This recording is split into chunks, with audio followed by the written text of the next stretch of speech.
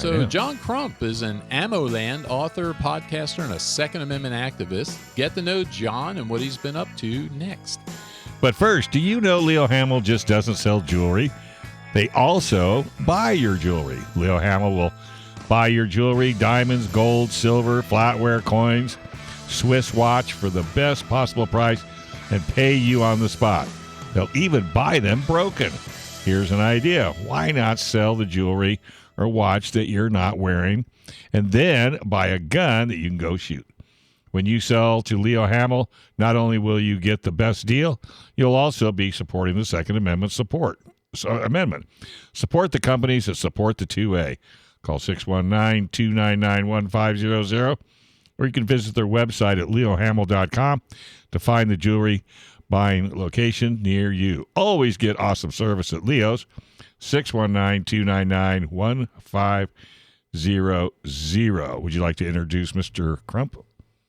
I can introduce John. I think you could. John Crump, writer extraordinaire, award-winning author, journalist, Second Amendment activist. Yeah, there you go. How's that for an introduction? How you doing, John? Not bad. How you doing? Thank you for the introduction. Yeah, I thought he would do a really good job, and he did. So, hey, how did you get into 2A activism? I bought a gun store a while ago. I was always into constitutional stuff, and I bought a gun store around like 2013-ish. And just looking at everything that was going on around 2A and everything else, I've been watching from the sidelines for a little bit. But I started submitting letters to the editor over at Ammoland, and then after a while, they just asked me, hey, would you like to come write for us? And I said, sure. And that's history. I've been writing for them ever since. Wait a minute. Who wakes up one morning and says, I think I'm going to go buy a gun store today? Really? Well... I mean, unless you're a real enthusiast and you wanted to surround you. I mean, I would go buy a hot rod shop if I had the money. You've decided to buy a gun. I mean, because you were a major enthusiast, or you just wanted to own a bunch of guns, or at least not own them, but have them in your premise? I mean, I don't know. Well, I was buying a bunch of firearms, and I still do. So it was like a natural step up. My wife says that I like to jump like all the way into the deep end on anything I do. Yeah. So, I think there's a word for that. What is it? OCD? I don't know what it is. Yeah, I do the same thing. I do the same thing. Trust me, I know the feeling. John, where are you located? Yeah, where are you located? We're going to come visit you. Yeah, well, I'm located right outside of D.C. I no longer own the gun store, the gun stores. Well, the profit margin just wasn't there, and, I was better focusing my efforts on other business opportunities. Mm-hmm. And I started writing and everything else. But, yeah, I'm right outside the D.C. corridor, I guess you could say. I guess I'm in the D.C. corridor, like 30 minutes away from the White House. Oh, wow. Are you from that area, John? Did you grow up there? I grew up here. I was born in Arlington, Virginia, and I've lived here my whole entire life. Wow. So you've seen a lot of changes in your time. Oh, massive changes. It's probably why you don't have a gun store anymore. Well, hey, I got some. One of the biggest changes is like 70% of the people that live in my area are from north of Virginia, not northern Virginia, but north of Virginia, like Pennsylvania, New York, Massachusetts, all those areas. So I've seen a big change. Wow. So what's the Second Amendment feeling then in your immediate area, like in your neighborhood? In my neighborhood, it is kind of funny because I live in like a liberal part of Virginia, northern Virginia, of course. So there is actually a strong Second Amendment vibe. It's just underground. Like, a lot of people don't want to talk about that. Like, the headmaster at my kid's school, like a few years ago, came up to me because my license plate used to say gun ammo. And she was like, I love your license plate. I just can't say it out loud. Oh, I'm my why? God. That sounds like California. Yeah. But hey, John, how did you? Northern Virginia have a lot of similarities. I bet. So hey, I got a question for you. How did you end up riding shotgun with Charlie?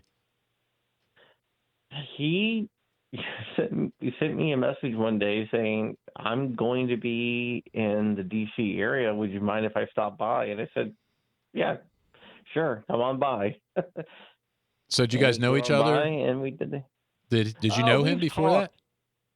Yeah, we've talked. We just never was able to hook up at the same time. But yeah, we talked. I mean, I wouldn't say that we were friends, but yeah, he is an acquaintance, and now I would consider him a friend now. Okay, for clarification, Joe, who is Charlie? So riding shotgun with Charlie Cook, who will be on the show actually in a couple of weeks. So we're going to have him on here. But he's got a little YouTube thing where he drives people around and interviews them, and it's sort of like the if you've seen the Seinfeld, what's Seinfeld do? Getting coffee with comedians and coffee and like cars coffee with comedians or something like that. Yeah, something like that. But Charlie does this with gun people, and he's got. I mean, I watched. He's got luminaries like John Crump. He had in there. Wow. I saw. Who did I saw? Masad Ayub was in there. Hickok 45. Beth Alcazar, who was one of my inspirations. Actually, she's going to be on here too in a couple of weeks. I'm trying to set that up. But yeah, he gets around. He does a lot of cool stuff. So because that's where I started. I discovered John Crump that way as I was browsing through that. And John, talk about your. I saw you had John Crump News. What was that, or what is that? Yeah, that's just a little YouTube channel I started. I don't have that many subscribers. I have about 25,000 subscribers. But it's just an extension of my writing. A lot of people don't like to read articles now. So I do like news stories about my articles where I talk about them. It's a little bit more opinionated than my articles. My articles tend to be fact-based only. But with John Crump News, it allows me to put a little bit of my feelings in there, and my commentary in there.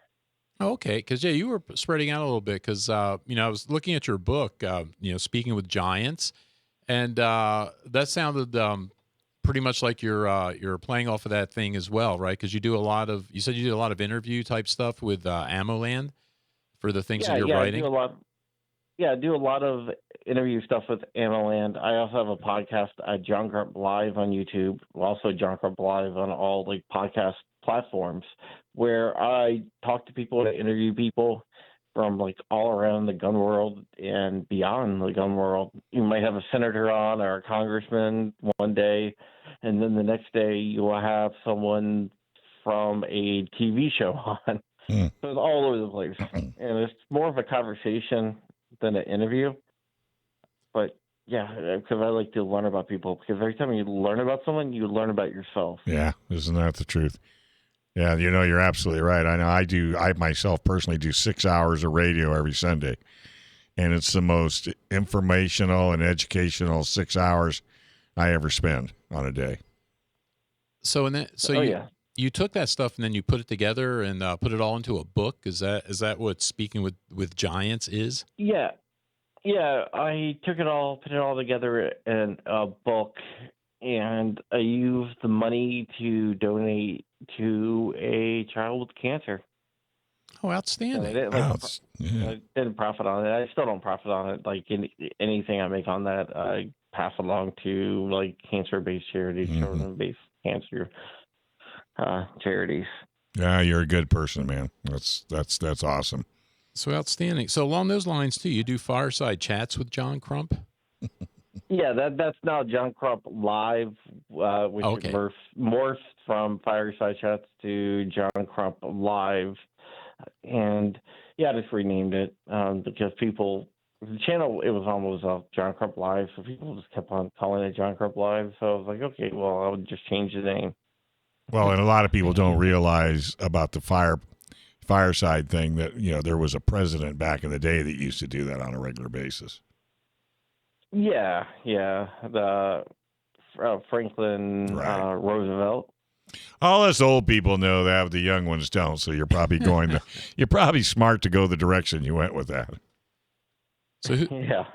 so who's joined you for Fireside Chats? Oh, you're going to bring it back up again, aren't you? Yeah, I just want one more time. Okay. A lot of different people have joined me on Fireside Chats. Everyone from like Eric Pratt of Gun Owners of America. You've had people like, for example, Jason David Frank, who was a Power Ranger.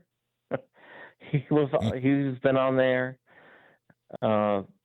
Just a lot of different people from the gun world and beyond. So you didn't nobody there. controversial, nobody that goes against your thoughts. Oh yeah, I have. I've had a few of those on there.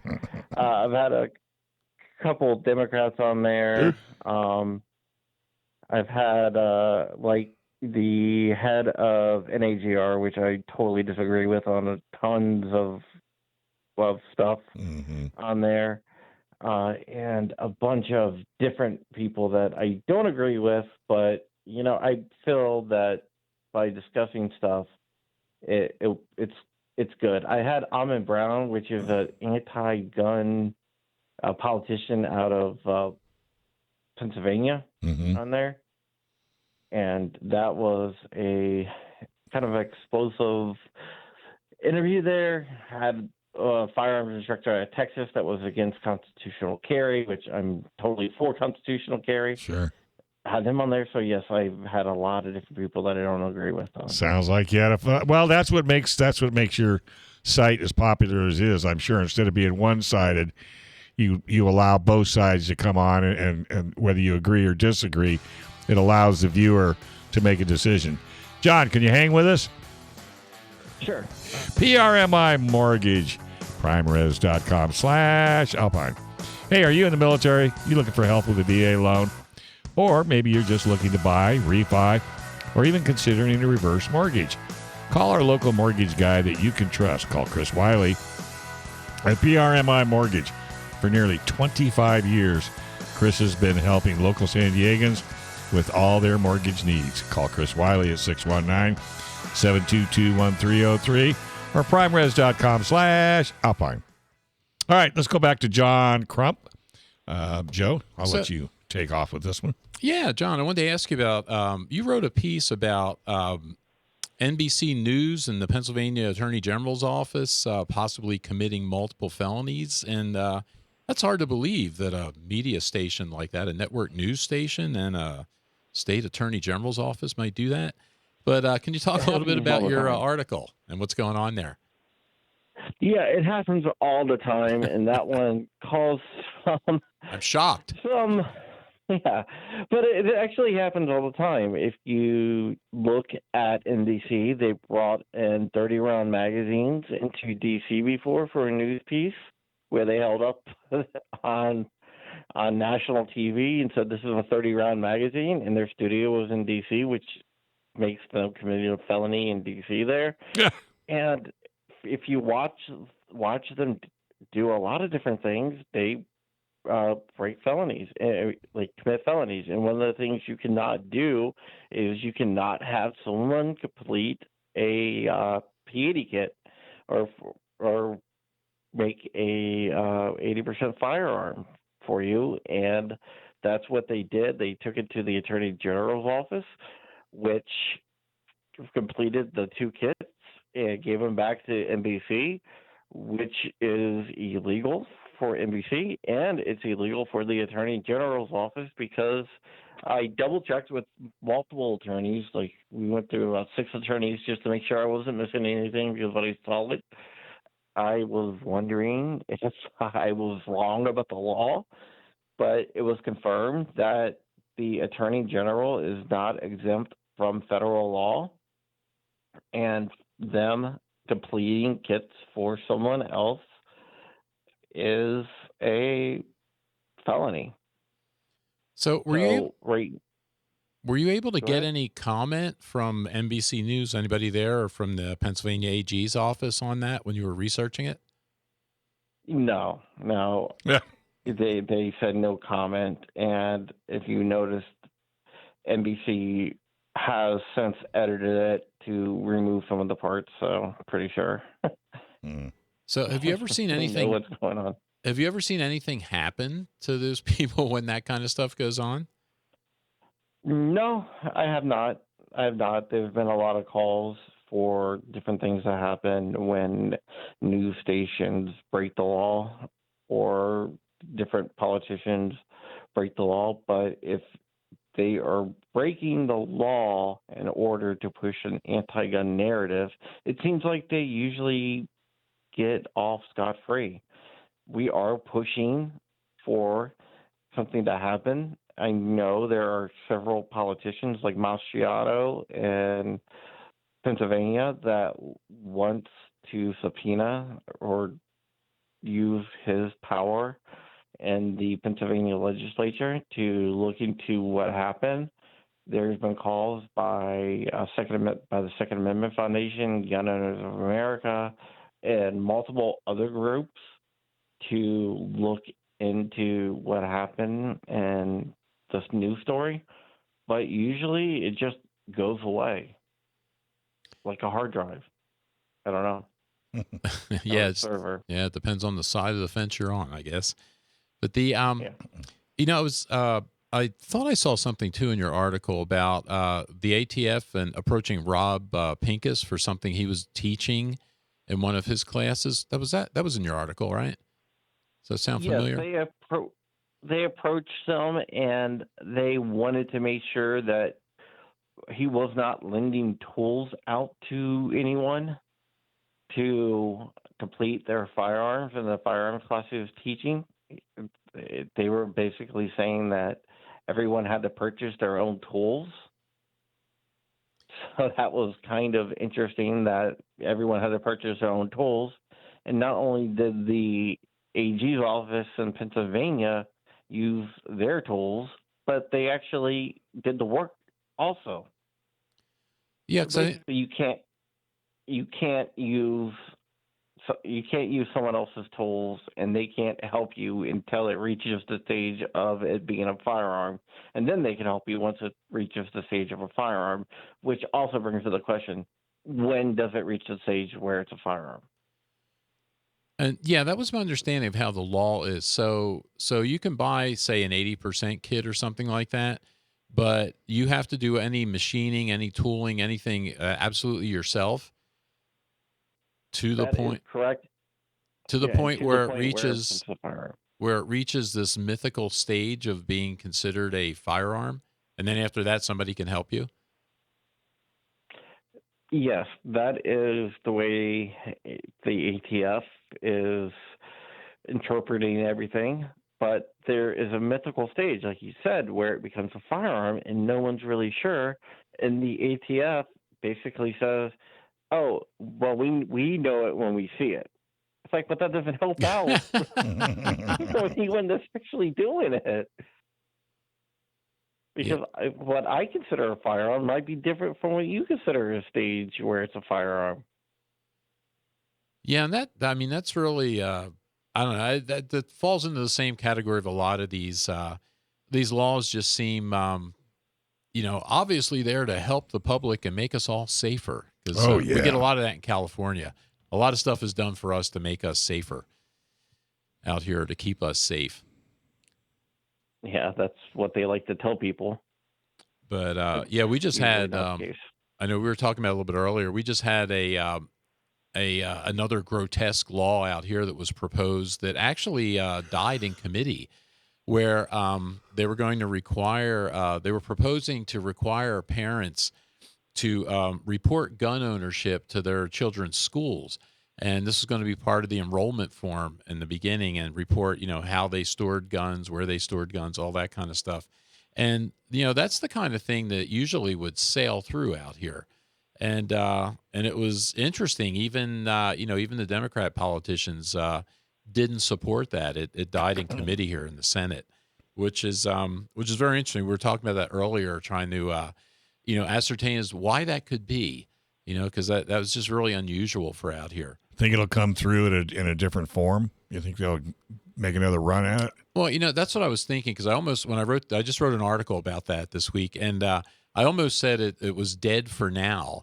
But then I was thinking, well, I mean, the sponsor of the bill, the guy that wrote the bill, promised the people on the committee that, okay, he would change it drastically. Like, it was funny, actually, if you look at, I think he said he would exempt elementary schools. Well, what is the point of doing any of this at all? So you're going to do junior high and high school. Yeah, I mean, but it's just it's unbelievable. It's so goofy, and but it's interesting though, because we were talking about, okay, why have they really had a change of heart up there, or are they worried about what's going to happen in November, nationally, and probably to a lesser degree out here in California? I think they live by the rule: as much as you throw against the wall, whatever sticks. Yeah, just throw whatever. Do you see that back there, John, with the kind of legislation you get in your state? Not only that, my state just overthrew all the anti-gun politicians and went back kind of towards the pro-gun side, not totally. Oh, that's right. You're in Virginia, right? Yeah, right. He's in Virginia. Right. Yeah, but you guys only. Well, go ahead, John. Our new AG carries an Winston Sears, not AG, our Lieutenant Governor. She carries an AR with her around wherever she goes in her car and whatnot. And they asked her, are you planning, now that you have security, not to carry your AR? And she basically said, I am my own security because I have my AR. Yeah, that is so great. I'm looking forward to seeing her rise up in the future, because she's not going to stop at Lieutenant Governor there in Virginia. Yeah. So it's going to be nice to see that career. Wouldn't you love to see gun racks in the trucks again? Yeah, it'd be nice. Oh, yeah. It'd be nice to live in a society where she could be the first. You wouldn't have to worry about your window just being smashed out and your gun stolen. I'd like to see Ford or Chevy or Dodge give her a truck and put a rack in the back window. That would be great. Yeah, I would love to see that too. She has a great story. Jamaican immigrant, U.S. Marine. Yeah, great story. Yeah, and I thought she was accused of being a white supremacist. Of course, of course. Well, when the Republicans won the top seats in Virginia, they said the party of the white supremacy won, and Herring, who ran, was actually admitted to being in blackface, and not only that, but 2 out of the 3 of the top positions, like Winston Sears, Lieutenant Governor, which is a black woman, and Jason Miyares, who is Hispanic male, won the AG against white people. Yeah, I know. Ruined their whole day. How do you say that? Yeah, it ruined their whole day. Well, you guys, John, you guys only get Governor Youngkin for what, a year? You guys have a 1-year term for governors back there? No, it's a couple of years, but it's only a 1 term. You can only be governor for 1 term. Oh, okay. Consecutive term, I should say. You can be governor, then somebody else comes in, and then you can run for governor. That's again. Right. That's how you almost had Terry McAuliffe back, right? That is correct. Wow. McAuliffe was terrible. Yeah, but he was good because I think, he woke up the parents, I think, back there to what was going on, which woke up the parents across the country. So he performed a great service for us, I think. He should get a civic award. Yeah, well, I live in Loudoun County, which is ground zero for this whole education thing. It's my kids go to private school because of the whole thing. Sure. Hey, buddy. Yeah. We got to go, but thank you very, very much for taking time out of your day. How do people follow you around and stay on top of everything you do? You can find me over at Ammoland or on YouTube at John Crump News or John Crump Live on YouTube. All right. Mostly Ammoland. All right, John. Thank you very much. Enjoyed having you on the show. Thank you so much. Thank you, John. Thanks for watching this clip from Gun Owners Radio. You can watch us live every Sunday from 4 to 6 p.m. California time, right here on our YouTube channel, or if you're in the San Diego area, you can listen to us on 1170 a.m. We're also available on your favorite podcast platform for free. Don't forget to like and subscribe so that you can help restore and protect the Second Amendment, not just in California, but across the country.